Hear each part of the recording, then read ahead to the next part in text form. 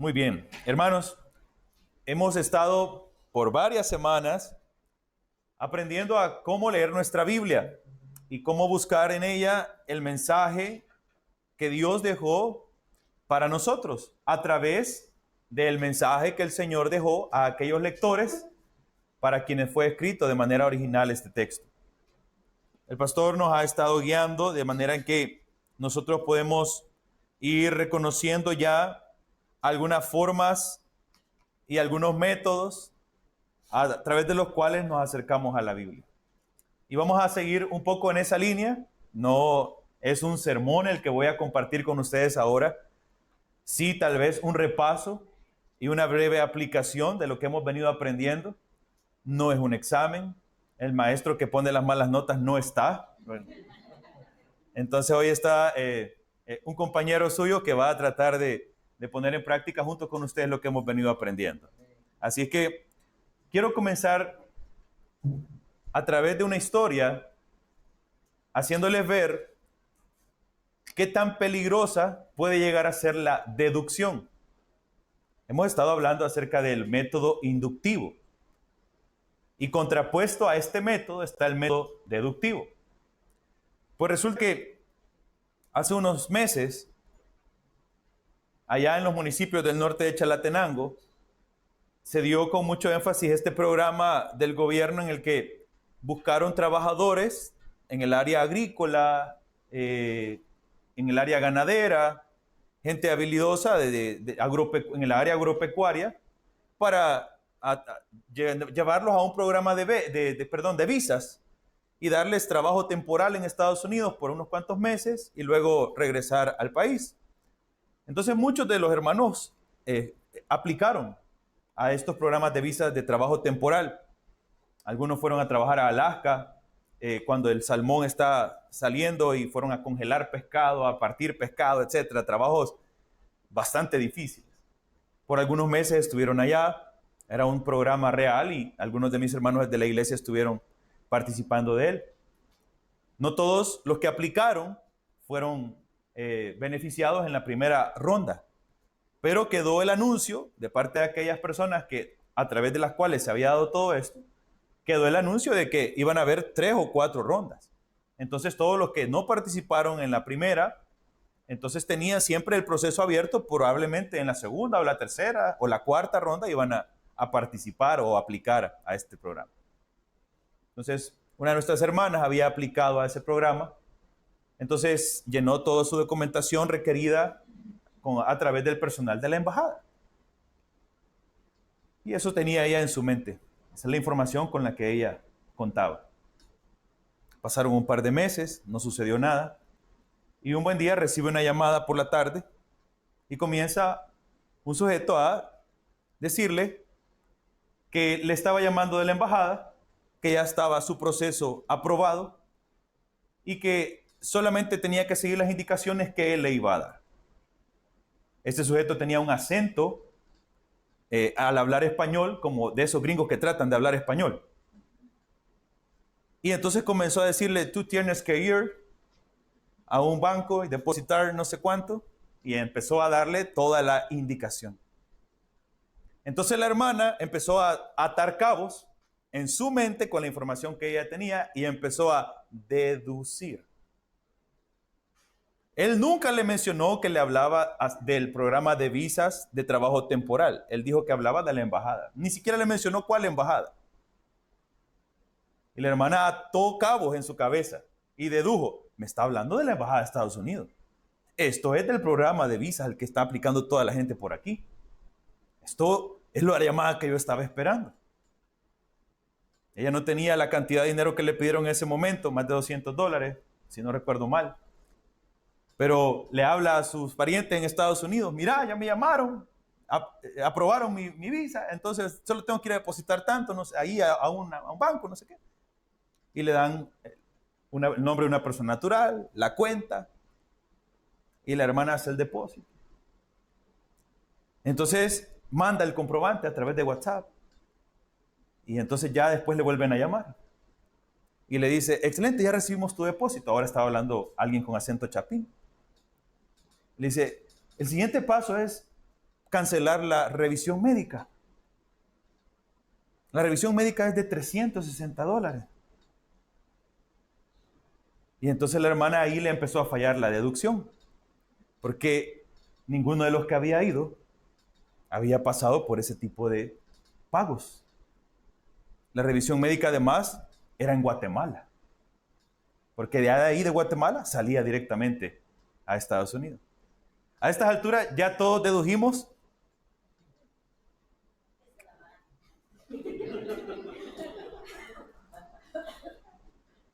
Hermanos, deducir es nuestra práctica diaria y es atar cabos, pero a ciegas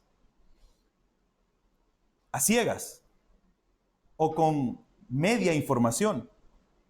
Y esos vicios en la información que tenemos a la hora de deducir nos hacen sacar medias verdades, que en realidad son medias mentiras, nos hacen caer en engaños, como le pasó a esta hermana que cayó en engaños porque rápidamente ella dedujo un montón de cosas que nunca le dijeron. Entonces tenemos que tener cuidado porque eso mismo pasa, esa es una práctica porque es la práctica más fácil, lo más sencillo. Nuestra mente siempre se va por el atajo más fácil. Deducir es lo más fácil. Entonces, así nos enseñaron también muchas veces a leer la palabra de Dios y a entender la verdad de Dios. Estamos en una iglesia, está un hombre con saco y corbata parado en un púlpito y está predicando la palabra de Dios. Entonces, lo que él diga, así es. Atamos cabos bien fácilmente, pero a ciegas. Es por eso que creo que es muy valioso y muy importante y además también muy honesto que aprendamos a ser inductivos y que nos enseñen a ser inductivos. Pero como ya vimos la semana pasada y todos estábamos ahí un poco nerviosos y un poco duditativos, al menos lo que yo percibía, esto requiere un trabajo, un esfuerzo. Porque como le digo, deducir es el arte de atar cabos rápidamente, el arte de sacar conclusiones rápidas. Eso no requiere un esfuerzo. Ser inductivo sí requiere un esfuerzo. Hay que invertir un poco de tiempo, hay que hacer un poco de análisis, hay que hacer un poco de investigación, hay que tratar de sacar la verdad, no por las cosas que yo pueda tener en mi mente, sino por las cosas que tengo evidencia a través de las cuales yo me puedo basar para ir sacando luego una conclusión acerca de lo que yo estoy viendo o leyendo. Entonces, empezamos a ver, hermanos, que para leer la Biblia tenemos que tratar de hacer un estudio inductivo de cualquier texto de la Escritura. Basarnos en evidencias para no fundamentarnos en suposiciones. Entonces, hemos empezado una serie de pasos a través de los cuales vamos tratando de hacer ese ejercicio, de ser inductivos. El primer paso que vimos la semana pasada, ¿cuál es? No, hay 3 etapas del método inductivo. ¿Cuáles son? Esas son las 3 etapas del método inductivo. ¿En qué consta? Observar, interpretar y aplicar. Muy bien, esas son las 3 etapas. Pero luego pasamos para ejecutar el primer paso, que es la observación. Esta primera parte del método, hay una serie de pasos que empezamos a ver la semana anterior. Lo primero que tenemos que hacer para poder venir ante la Biblia y hacer la observación, el proceso de observación, el pastor nos enseñaba que el paso número 1 es la oración. El paso número 1 es la oración. Leímos, por ejemplo, el pasaje en Juan, en el capítulo 16, versículos del 13 al 15, en el que la palabra dice lo siguiente: cuando venga el Espíritu de verdad, Él os guiará a toda verdad, porque no hablará por su propia cuenta, sino que hablará todo lo que oyere y os hará saber las cosas que habrán de venir. Él me glorificará porque tomará de lo mío y os lo hará saber. Todo lo que tiene el Padre es mío, y por eso dije que tomará de lo mío y os lo hará saber. El Espíritu de verdad os guiará a toda verdad. Por lo tanto, la oración es el primer paso para poder acercarnos a la Biblia y observarla, porque es a través de la iluminación del Espíritu Santo, bajo esta palabra que Jesús dio a sus discípulos, que nosotros podemos confiar que al observar No vamos a llevar nuestros ojos a donde nuestras intenciones quieran ir, a donde nuestros pensamientos nos quieran llevar, sino hacia donde el Espíritu Santo, que es el inspirador de esta palabra, nos quiera también dirigir. De tal manera que encontremos la verdad que Dios habló a aquellos oyentes y luego vayamos entendiendo lo que el Señor tiene para cada uno de nosotros. Entonces, orar es este ejercicio de pedirle a Dios que nos ayude a tener la sabiduría, a tener la diligencia, a tener la agilidad mental, a tener la humildad de desaprender y decir, bueno, está bien, no sé leer la Biblia. Tengo 30 años de ser creyente, pero no sé leer la Biblia. Quiero aprender realmente a cómo leer esta Biblia. Entonces, y hacer el esfuerzo. Hacer este ejercicio requiere entonces la guía del Espíritu Santo. Podemos pedirle a Dios que sea Él el que abra nuestro entendimiento, que abra nuestros ojos y nos lleve hacia la comprensión de las Escrituras. No hay validez en el esfuerzo intelectual humano para acercarse a las Escrituras. Es decir, hay personas que son ateas, absolutamente ateas, y que tienen una gran capacidad intelectual y que tienen un análisis de la Biblia muy exacto, literario, por ejemplo. Un análisis literario, un análisis gramatical, un análisis histórico del libro como tal, y conocen lo que dice este libro de Dios a nivel intelectual. Son capaces de analizarlo muy bien, intelectualmente hablando. Pero no son capaces de encontrar la verdad de Dios para sus vidas en ello, porque no creen en esa palabra y porque lo están haciendo a través del esfuerzo meramente mental, solamente a través de su capacidad intelectual. Nosotros como creyentes venimos delante de la palabra de Dios, no en nuestra capacidad intelectual, sino bajo la guía del Espíritu Santo, que a través de lo que podamos nosotros observar, nos va dando la iluminación de lo que Él quiere hablar o de lo que Él dice en su palabra. Entonces, lo primero es la oración. Y había algo que me llamaba mucho la atención, es comenzar con la oración, pero mantenerse con una actitud de oración durante todo el proceso. ¿Qué significa eso? Señor, aquí voy a leer la Biblia, ya oré, ahora ya no voy a orar, me empiezo a hacer mi estudio. No, me gustaba mucho pensar en esto porque es bonito cuando uno, no sé si a todos les habrá pasado, yo espero que sí, ¿verdad? Pero vamos leyendo, oramos, Señor, quiero leer tu palabra, quiero estudiar tu palabra, Señor, quiero entender tu palabra conforme a tu verdad y empezamos a leer. Y entonces el Señor usted empieza a observar, usted empieza a encontrar en la palabra la verdad que el Espíritu Santo está hablando a su vida. Y qué bonito es llegar a decir, gracias Señor por esto que estás hablando en mi vida en este momento. Qué lección más maravillosa para mí. Qué palabra más oportuna conforme a lo que estoy leyendo acá. Puedo conocerte y te puedo apreciar y valorar de una manera en que no había visto en este pasaje antes. Cuando empiezo a hablar, esa actitud de oración, usted encuentra algo y dice, esto no lo había visto en este pasaje. No es para que llegamos, mira, hoy sí ya me está saliendo bien este ejercicio que dice el pastor. No, es para decir, gracias Dios. Ayúdame a vivir este pasaje, Señor. Ayúdame a compartir este pasaje y mantener esa actitud de oración. O cuando uno se traba también. Señor, aquí yo no te entiendo nada de lo que quieres decir. Aquí sí estoy trabado. Y estoy seguro que el problema soy yo. Al menos en mi caso, yo sé que ustedes no, pero siempre que me llevo a trabar en una porción de la Biblia, estoy seguro que no está mal escrito. El que está trabado soy yo.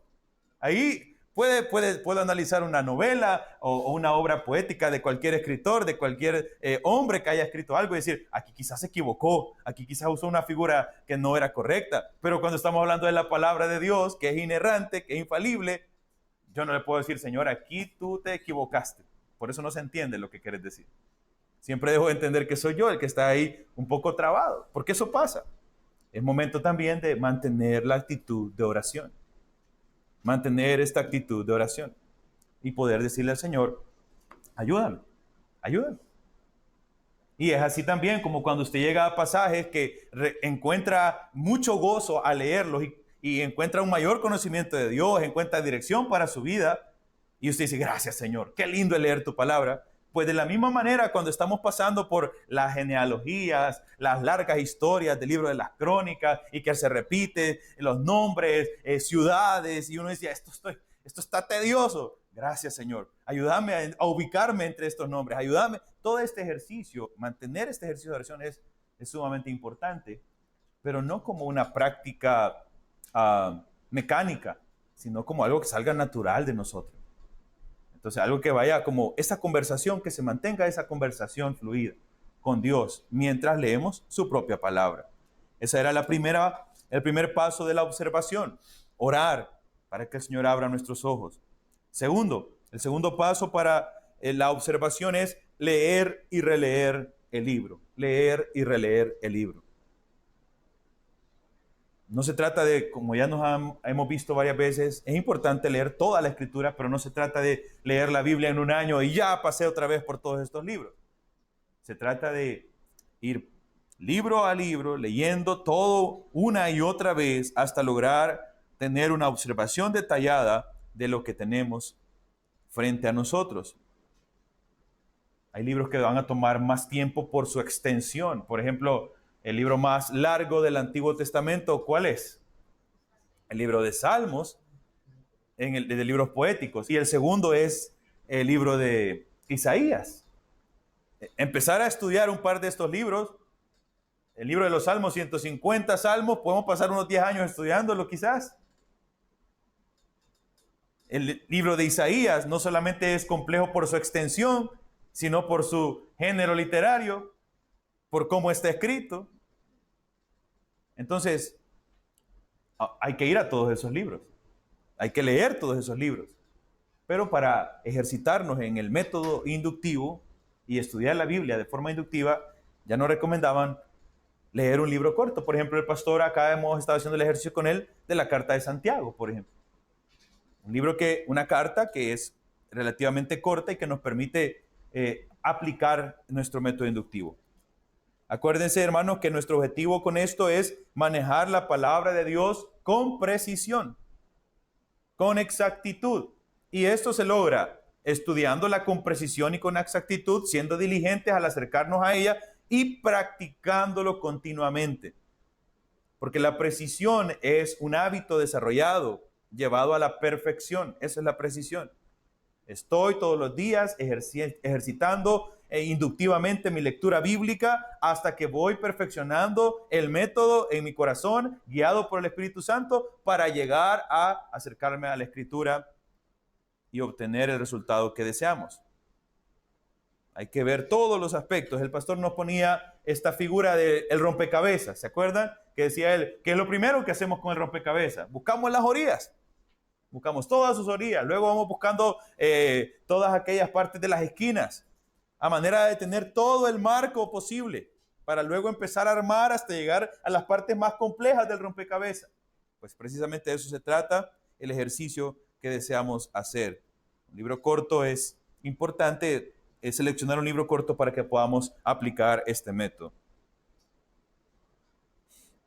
Ahora, en este proceso de leer y releer, tenemos que buscar todos los detalles, tenemos que leer con intención, con conciencia.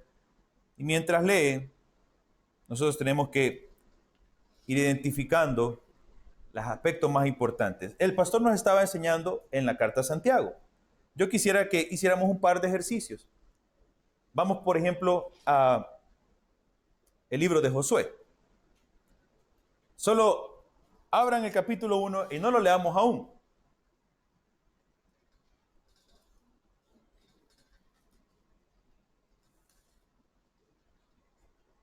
¿Quién era Josué? Sin ir a la Biblia, con el conocimiento previo que ya tenemos, ¿quién era Josué? A ver, ayúdenme porfa para que todos podamos colaborar. ¿Quién era Josué?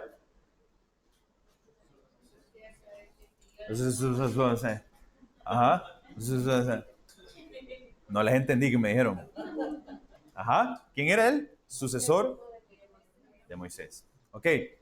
¿Qué sabemos de Josué? En este momento, ¿qué sabemos de Josué? Además de que era el sucesor de Moisés, ¿en qué escena recuerdan ustedes a Josué?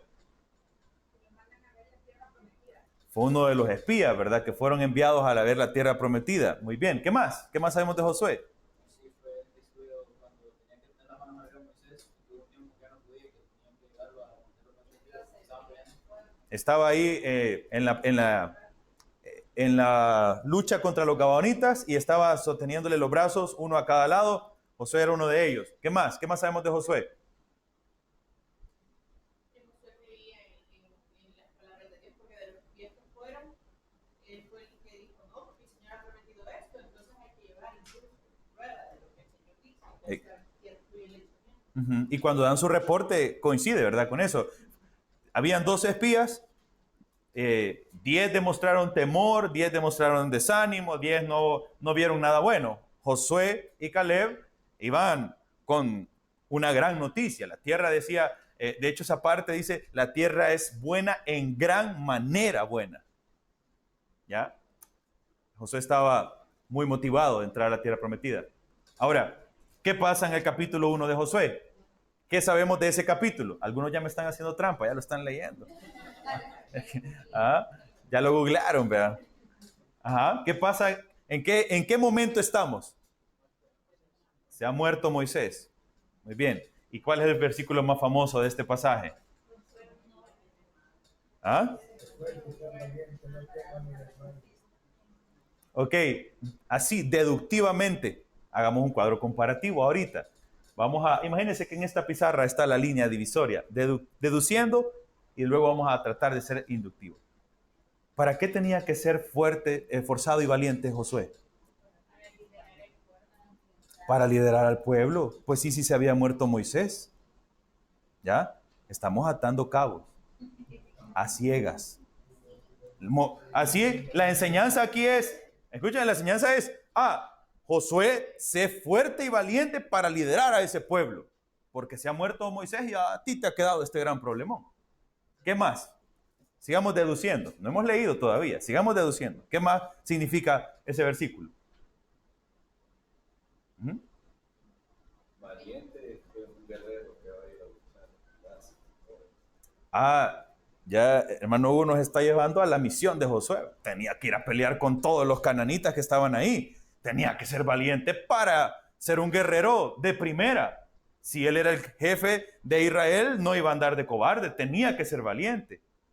¿Estamos de acuerdo con el hermano Hugo? ¿Nuestra mente deductiva está de acuerdo con Hugo?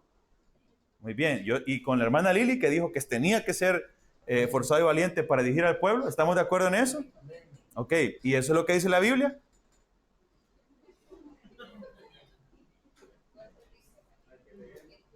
Leamos pues, hermano. Pero mire, leamos. Pero hermano, ya que usted nos va guiando bien por el proceso, antes de leer tenemos que orar. Así que, honestamente, haciendo el ejercicio, porque la idea es hacerlo esto práctico, ¿por qué nos dirige en oración, Kevin? Para leer este pasaje y encontrar lo que ahí realmente dice, o ver detalles de lo que ahí dice. Nos dirige en esa oración. Oramos todos juntos. Señor, te damos gracias, Padre, por estar acá, gracias por tu bondad, por tu misericordia. Padre bendito, ahora en este momento te pedimos que nos ayudes a entender tu palabra. Señor, pedimos ayuda de tu Santo Espíritu, que nos puedas iluminar, Señor, para entender lo que tú quieres decir, Señor, para lo que tú quieres que nosotros como tu iglesia entendamos, Señor, creamos y pongamos en práctica, Señor, para ser hijos que vivan para tu gloria y tu nombre. Gracias, Señor, en el nombre de Jesús. Amén. Ok, vamos a leer. Leamos todo íntegro hasta el versículo 9. Si me permiten, yo lo voy a elegir y luego vamos a ir participando todos. Dice del 1 al 9. Aconteció después de la muerte de Moisés, siervo de Jehová, que Jehová habló a Josué, hijo de Nun, servidor de Moisés, diciendo: mi siervo Moisés ha muerto. Ahora pues, levántate y pasa este Jordán, tú y todo este pueblo, a la tierra que yo les doy a los hijos de Israel. Yo os he entregado, como lo había dicho a Moisés, todo lugar que pisare la planta de vuestro pie. Desde el desierto y el Líbano hasta el gran río Éufrates, toda la tierra de los heteos hasta el gran mar donde se pone el sol será vuestro territorio. Nadie te podrá hacer frente en todos los días de tu vida, como estuve con Moisés, estaré contigo, no te dejaré ni te desampararé. Versículo 6. Esfuérzate y sé valiente, porque tú repartirás a este pueblo por heredad la tierra de la cual juré a sus padres que les daría a ellos. Ahora, noten ahí algún detalle para empezar a ver algunos detalles. Esfuérzate y sé valiente, punto y coma. Ese punto y coma es importante. Vamos ahora al 7. Solamente esfuérzate y sé muy valiente para cuidar de hacer conforme a toda la ley que mi siervo Moisés te mandó. No te apartes de ella ni a diestra ni a siniestra, para que seas prosperado en todas las cosas que emprendas. Nunca se apartará de tu boca este libro de la ley, sino que de día y de noche meditarás en él, para que guardes y hagas conforme a todo lo que en él está escrito, porque entonces harás prosperar tu camino y todo te saldrá bien. Mira que te mando, que te esfuerces y seas valiente. No temas ni desmayes, porque Jehová tu Dios estará contigo en donde quiera que vayas. Ya lo leímos una vez. No lo vamos a leer tantas veces porque por eso escogí este pasaje, porque ya todos lo hemos leído un montón de veces. Ahora, ¿cuál de nuestras deducciones era correcta? Justifiquémoslo. Ya tenemos ahí los versículos. Enséñeme el versículo donde se valida la deducción que usted hizo. El 3. ¿Qué dice? Léelo, porfa, el 3. Te prometo a ti lo mismo que le prometí a José, donde quiera que pongan los pies israelitas estarán pisando la tierra que les he dado desde el desierto. Era otro. Y en el 2, mi siervo Moisés ha muerto, por lo tanto ha llegado el momento de que guíes a ese pueblo, a los israelitas, a cruzar el río Jordán y a entrar en la tierra que les doy. Ok, la pregunta que nosotros, la afirmación que hicimos deductivamente es que Josué tenía que esforzarse y ser valiente para poder guiar al pueblo. ¿Estamos de acuerdo con eso? Esa es una deducción que hicimos por las ideas que teníamos en nuestra cabeza. Pero al momento en que Dios ya le dijo lo que tiene que hacer a Josué, ni siquiera le ha dicho que tiene que esforzarse y ser valiente. Solo veamos esa primera observación. Entonces el propósito es claro en el 7. Ajá, ahí vamos.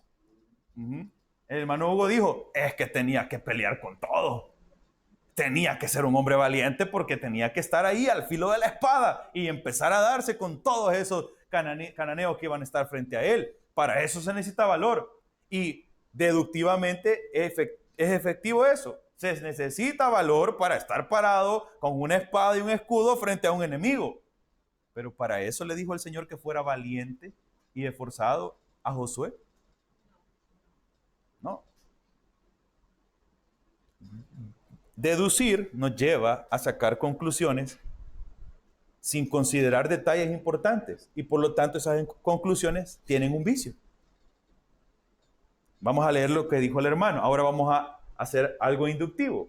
Observemos lo que dice el versículo 6, porque ahí es la primera vez donde dice esfuérzate y sé valiente. Vea el versículo 6. Esfuérzate y sé valiente. Y luego, ¿qué hay ahí? Un punto y coma. ¿Y a ustedes qué les decían que significaba el punto y coma?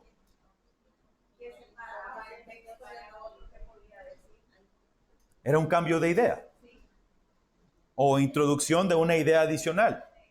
Entonces le dice, Josué, esfuérzate y sé valiente. Y le dice ahí, porque tenés una tarea. Ese es un porqué. Tu tarea es grande. Tenés que repartir a este pueblo la heredad de la cual juré a sus padres que le daría a ellos. Pero vuelve luego a la idea primera que tenía en el 6. Solamente le dice, esfuérzate y sé muy valiente. ¿Y qué dice ahí ahora? Hay un para. ¿Sí?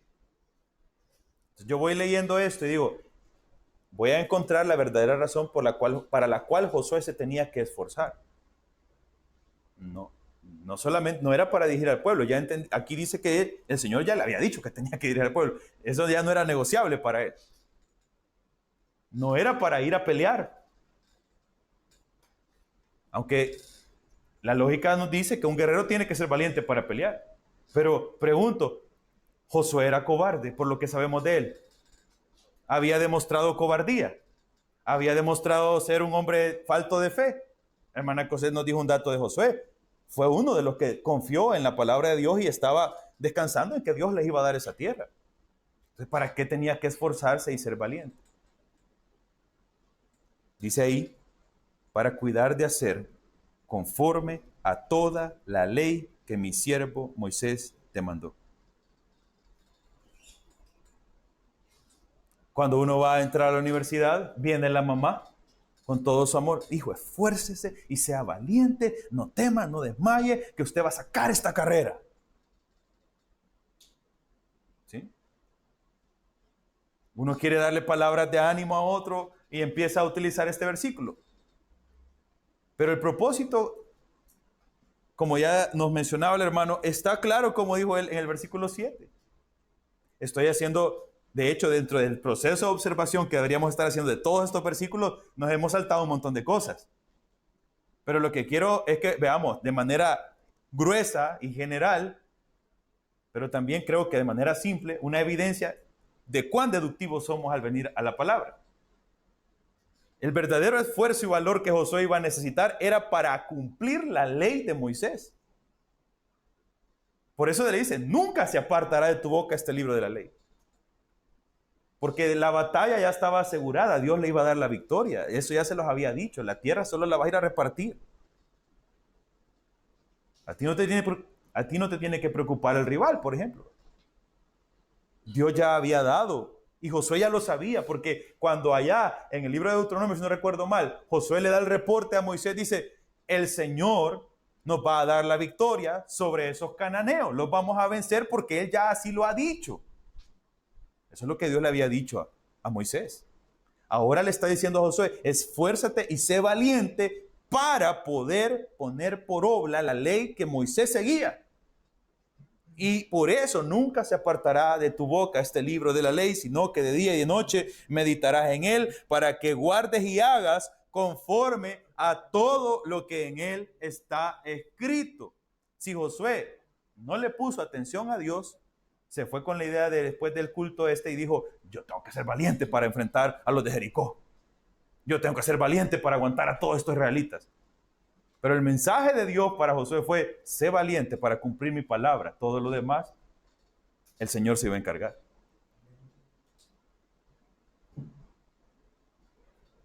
Consideremos otro pasaje, ¿les parece? Vamos a Marcos, capítulo 12.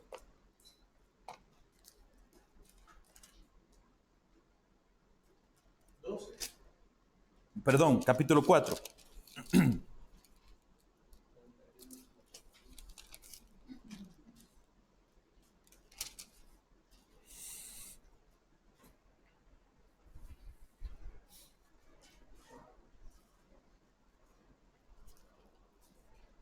Lo tenemos, Marcos 4, 35.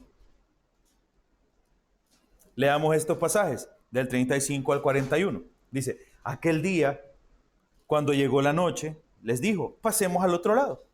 Y despidiendo a la multitud, le tomaron como estaba en la barca, y había también con él otras barcas.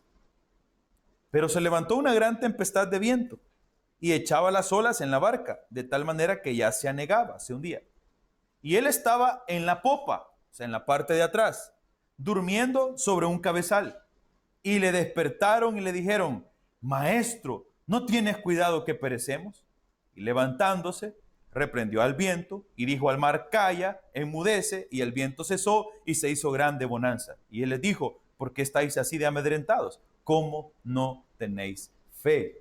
Entonces temieron con gran temor y se decían el uno al otro, ¿quién es este que aún el viento y el mar le obedecen?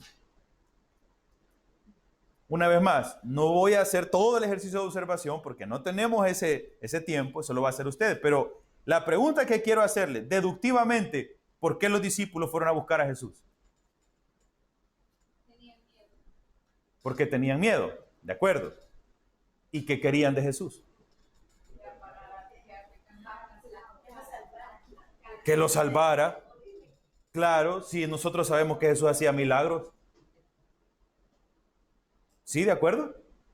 Jesús sanó enfermos, Jesús multiplicó la comida, Jesús había liberado endemoniados. Entonces estos discípulos, cuando vieron la tempestad y vieron que la barca se hundía, fueron a despertar a Jesús para decirle, Señor, salvanos. Deductivamente, esa es la conclusión a la que tenemos que llegar conforme hemos leído la palabra por encima. Por encima. Ahora, ¿en qué momento estaban los discípulos de su vida cuando esto sucedió? Ellos ya estaban plenamente convencidos y tenían una fe ya desarrollada en Jesús, ¿o estaban desarrollando su fe? Ok. Los discípulos le entendían las cosas a Jesús siempre de una forma espiritual. Él decía, yo voy a tener un reino, y Judas se frotaba las manos creyendo que iba a ser el tesorero. Los otros se peleaban por ver quién se iba a sentar a la par de él. Ajá, exactamente. Entonces, ahí podemos ir nosotros inductivamente y empezar a analizar un poquito más este texto y ver la condición del corazón de los discípulos. Y sí tenían miedo. Y la barca se estaba hundiendo y sí había una tempestad. Pero al momento de buscar a Jesús para despertarlo, no fue precisamente para decirle, Señor, sálvanos. Fue para decirle, Jesús, nos hundimos, despertate que te morís. Es diferente. Venir a buscarlo y decir, Señor, despertate. Por favor, ayúdanos, nos estamos hundiendo. A decirle, hey, despertate que nos estamos hundiendo. Cuando nosotros vemos el versículo 38, Jesús estaba durmiendo en un cabezal y le despertaron y dijeron, Maestro, no tienes cuidado que perecemos, que no ves que nos estamos hundiendo y vos dormido. Ponete las pilas que tenemos que nadar. ¿Dónde está la petición ahí? Incluso la reacción que ellos tuvieron no es de alguien que espera algo de él. No dijeron, gracias Jesús. Ajá. Ok. En la reacción de ellos se puede ver que no estaban pidiendo. Pero también en la respuesta de Jesús se puede ver que Él entiende que no lo buscaban para que lo salvara. ¿Sí? En el versículo 40. ¿Por qué estáis así de amedrentados? ¿Cómo no tenéis fe? Porque no lo llegaron a buscar con la fe de decir, hey, cálmese, tenemos un amigo ahí que calma estas tempestades, vamos a despertarlo. Estaban ya muertos de miedo y sintiéndose ahogados. Y vieron a Jesús y dijeron, Jesús, vámonos, hundámonos juntos. Y el Señor se levanta, cállate, quieto. ¿Y ustedes por qué no tienen fe? Casi que yo podría deducir ahí que Jesús después le dijo, déjenme dormir. Eso ya es mentira. Pero nos damos cuenta que rápido sacamos conclusiones de lecturas que si nosotros vamos más despacio, incluso la enseñanza es enriquecedora realmente cuando descubro esta verdad. De que mi fe, muchas veces, por ejemplo, ya si puedo irme a sacar un poco más, adelantándome unos pasos acá, pero veo una fe que está siendo desarrollada en estos discípulos y que no siempre de primeras entendían quién era Jesús. Para nosotros, en automático deducimos que Jesús va a hacer un milagro porque sabemos que Jesús hizo muchos milagros y porque en otras veces calmó tempestades. Pero en este momento, cuando ellos se acercaron a Jesús, no se acercaron a Él para pedirle, Maestro, sálvanos porque tú tienes el poder para detener esta tormenta. Ellos tenían su corazón lleno de miedo y solo fueron a decir a otro más, hey, despertate que nos vamos a morir. Entonces, no sé si usted y yo, al ver estos dos pasajes, así de manera, como digo, bien gruesa, bien general, sin considerar todo lo demás que debíamos estar considerando, en qué año fue escrito el libro, a quién fue escrito, todo lo que hemos venido haciendo, pero vemos dos ejemplos puntuales acá que nos demuestran lo deductivos que somos. Pero también que nos motiven a buscar ser inductivos. Porque me gozo más, porque es la verdad de Dios, cuando leo que mi esfuerzo y mi valentía no deben de ir orientados para que yo salga a luchar contra un enemigo, para que yo tenga la capacidad de dirigir un ejército, sino para poder aplicar la palabra de Dios en mi vida, en la tarea que tengo por delante. Porque el resultado no depende ni de mi valentía, ni de mi esfuerzo por eso, sino por vivir en la palabra de Dios. Entonces voy a dejar las cosas que Dios vaya obrando.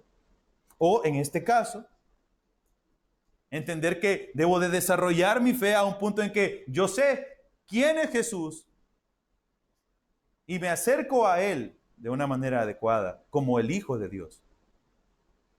Así que creo que con estos dos ejemplos prácticos, nosotros podemos hacer una reflexión. Estamos llenos de ideas preconcebidas. Fuimos a un libro en el Antiguo Testamento, y ustedes son buenos para la Biblia porque tienen datos del Antiguo Testamento. Fuimos a un evangelio en el Nuevo Testamento, y tenemos también datos en el Nuevo Testamento e ideas preconcebidas del Nuevo Testamento. Entonces,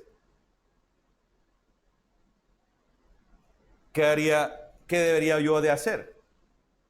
El pastor dijo, quítese todas esas ideas y empiece a leer como si no supiera nada. Así lo dijo él, pero yo no he entendido cómo se hace eso, hermano.